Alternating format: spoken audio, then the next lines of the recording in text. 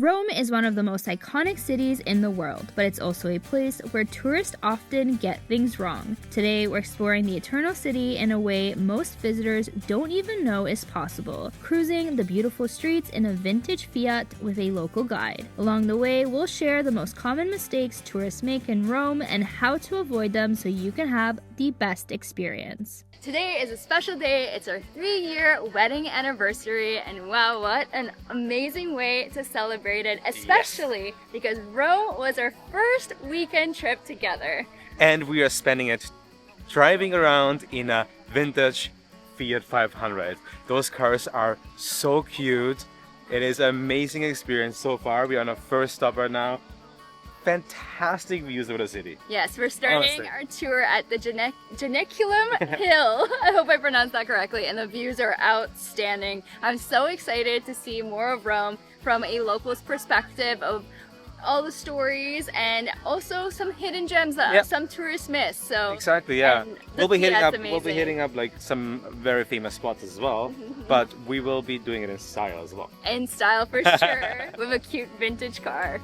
Janiculum Hill isn't one of Rome's famous 7 hills, but it's often called the 8th hill, and the views from up here are absolutely stunning. It's the perfect place to kick off our tour. From here, we hopped into our vintage Fiat and headed to our next stop, a beautiful fountain that most visitors to Rome completely overlook. One mistake that a lot of people are making is having a strict checklist of all the sites that they want to see and have heard about in a city like Rome. And that's a really big mistake because it is just amazing to wander off with a local guide, like in our case, and see places that we probably would have missed, like the Fontana, which is a beautiful big fountain. Also has been in a lot of movies we have heard. And again, an amazing view of the city. You see how green Rome is, so many trees. And I've heard, don't quote me on it, one of the greenest cities in Europe. Fontana dell'Acqua Paola was built in 1612 to celebrate the reopening of an ancient Roman aqueduct, and it even inspired the design of the Trevi Fountain more than a century later. From here, we made our way down the hill into the city streets. Cruising in this little vintage Fiat felt like stepping straight into a classic Italian film. With every turn, cobblestone street, and honk of a scooter, it was as if Rome itself was the movie set and we got to play the starring role. Another mistake tourists make is assuming that they can just show up at landmarks, but it's so crazy, the line, so you actually really need to buy tickets online ahead of time and ideally skip the line and also show up really early in the morning, or else you're going to deal with crowds. We're here at St. Peter's Square and the lines are absolutely insane. We're just doing a quick stop just to look at it because you definitely won't have time to go in. Yes, make sure you get tickets early. While exploring this big city, you'll definitely need a caffeine boost. Here's a tip. Do as the locals do and enjoy your espresso standing at the counter. It's quicker, more authentic, and a lot cheaper because sitting down can sometimes double the price.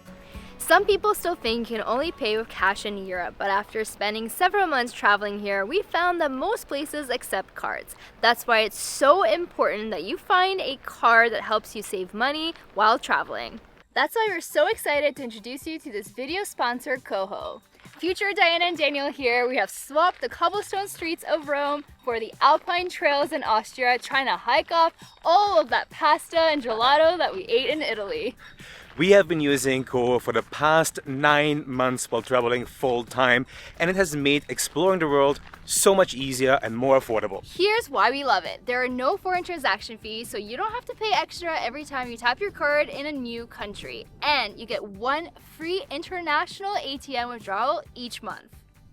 You get up to 2% cashback on groceries, dining out, and transportation, even while traveling abroad.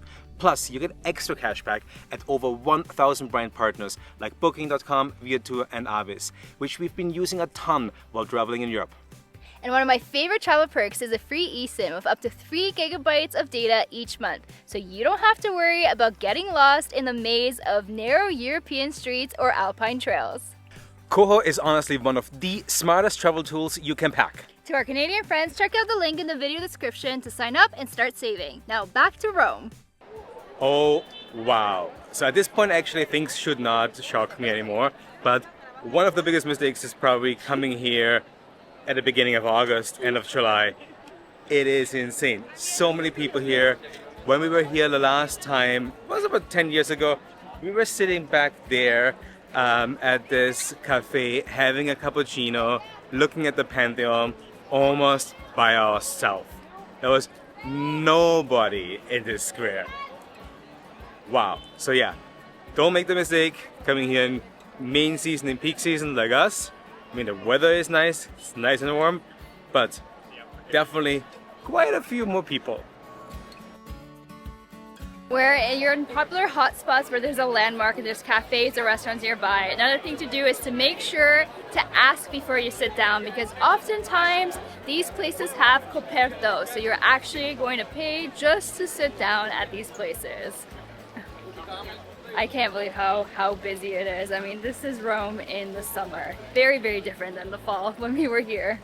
Just a short walk from the Pantheon is the stunning church of St. Ignatius, where our guide shared a fascinating secret. Look up at the dome closely and you'll realize it's an incredible optical illusion. The church ran out of money during construction, so instead of building a real dome, an artist named Andrea Pozzo painted one that tricks your eyes into thinking it's real, using brilliant perspective techniques to make the flat ceiling look three-dimensional.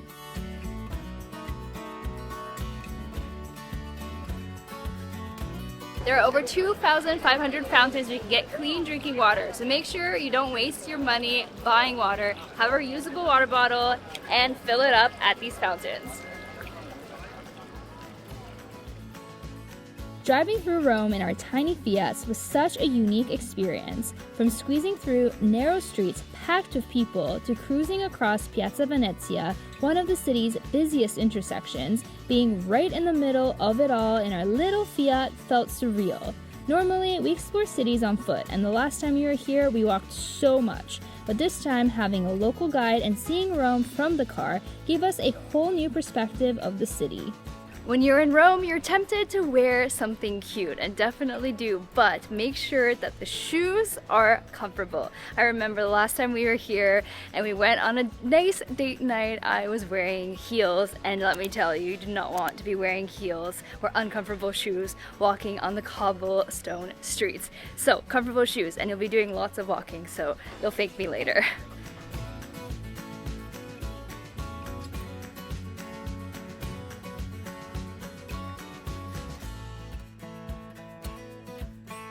And of course, no visits to Rome is complete if you're not stopping by at the Colosseum. And it is as spectacular as the first time that I've seen it. Just a little bit more people. There's a lot of people, a lot of crowds here. So if you're visiting, you can actually get your tickets in advance. You get a time slot. We don't have the time, unfortunately, to do that today. But you get your time slot and you don't really have to wait that long in line. But be aware, lots and lots of people. Still a very, very beautiful sight to see. In popular tourist hotspots around Rome, there are a few common scams to watch out for. One is a so-called friendship bracelet scam. Someone comes up smiling, ties a free bracelet on your wrist, and then suddenly demands payment. Another is a rose scam. A person hands you a flower as a gift, but the moment you accept it, they chase you down for money. Our best advice is to politely but firmly say no and keep walking.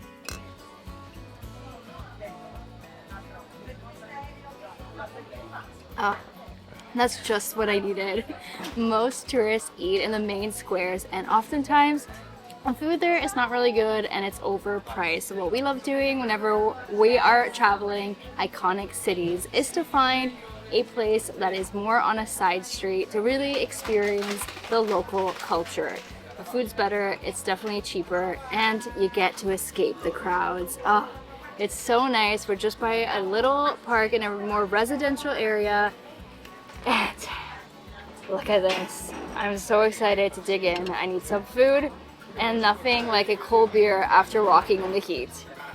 We ended the day the Italian way, with gelato. But here's the thing, not all gelato is created equal. Skip the shops with neon bright colors and fluffy piled high displays. The best artisan gelato has natural colors, is stored in metal tins, and isn't stacked sky high. That's how you know you found the real deal. This is definitely a very unique way to experience Rome, driving through a vintage Fiat 500. So much fun. It was amazing. We will say though, it is definitely pretty quick and a little bit rushed. So we definitely recommend doing this if it's maybe your second time in Rome or if you have multiple days here, but it is such a fun way to explore. It sure is. I mean, our guides were fantastic. They tried to show us as much as possible. And the drivers, honestly, it is not easy to navigate those streets here. No, they're very narrow, but that honestly was my favorite part, going through the narrow streets. Everyone was looking at us. I feel like we're in quite a few different photos. 100%. Such a unique way, and I hope that the tips that we shared with you are valuable to you.